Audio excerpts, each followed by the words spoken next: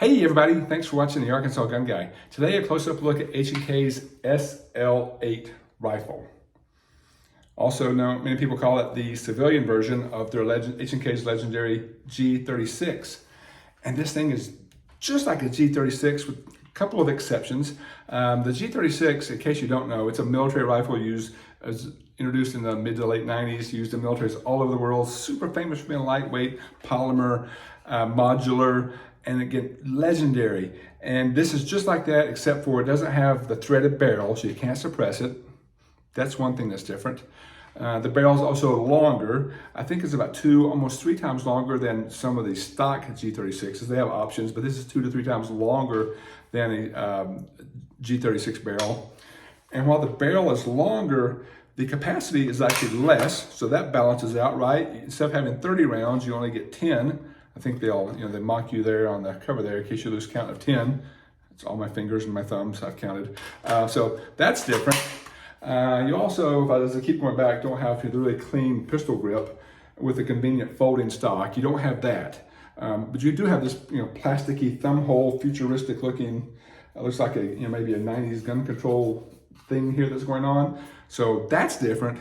And the last difference is really the selector switch here. On the SL8 I have here, you have two options, safe and fire. You don't have that pesky third or fourth option that the G36 has, so don't need that. So other than those few things, this is just like a G36.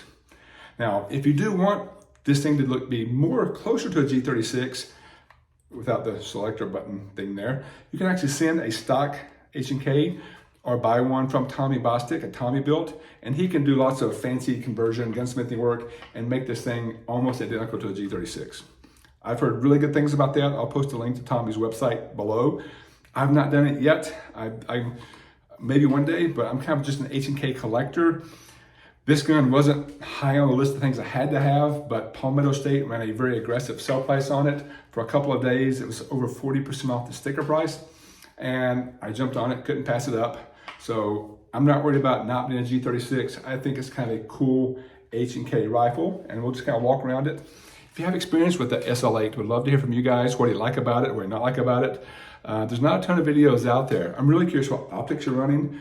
I think I'd like to go with a scope for longer distances. This was designed for precision, easy for me to say, precision shooting.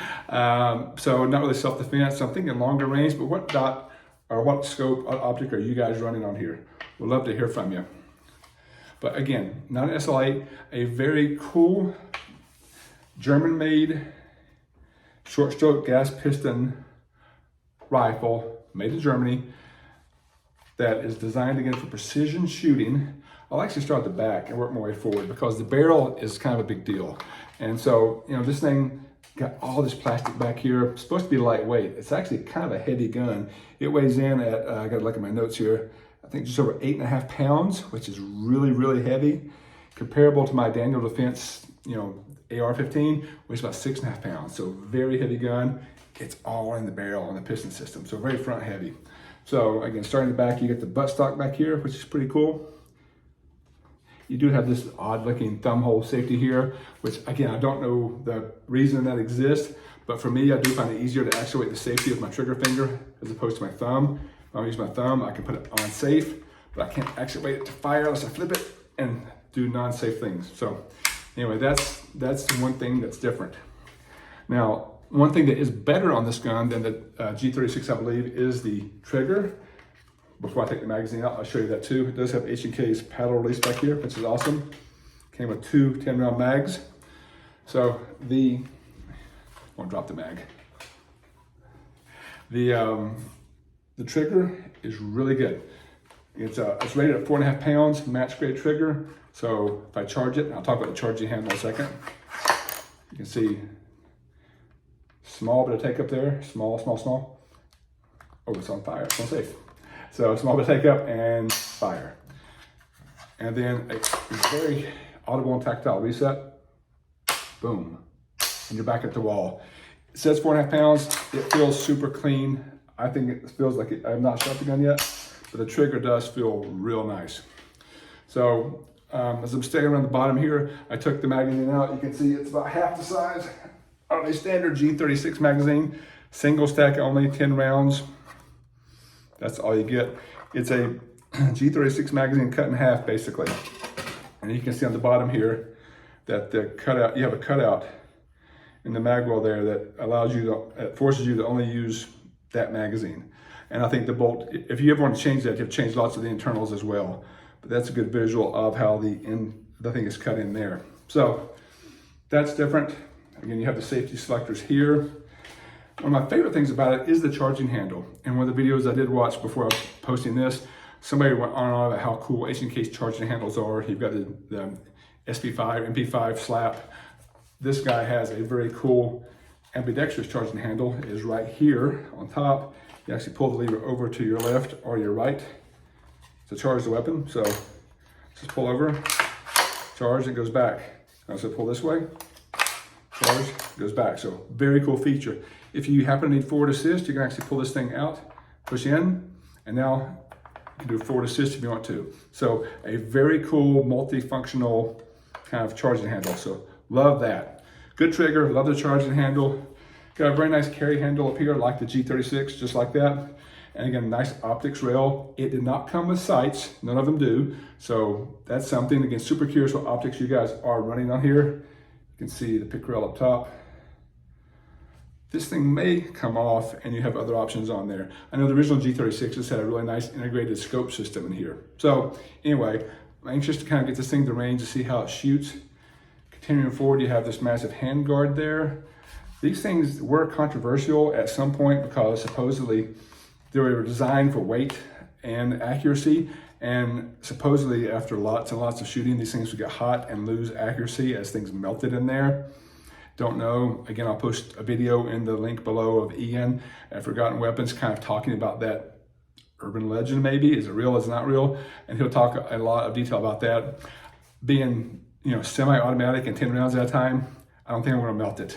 So it should be, I think it should be good to go. You have, you know, attachment areas on here for scope mounts and whatever else. Again, this thing does get really hot. I don't think I'm gonna get a shot of the piston system up front there, but that is up there. Again, good for suppression, but you can't suppress the gun. And also it keeps the gun cleaner. So again, anxious to see how this guy shoots versus my Daniel Defense. The last thing I'll talk about is just the barrel. I think the barrel on this thing is a big stinking deal. It's 20.8 inches long. So again, even longer than standard AR-15 at 16 inches.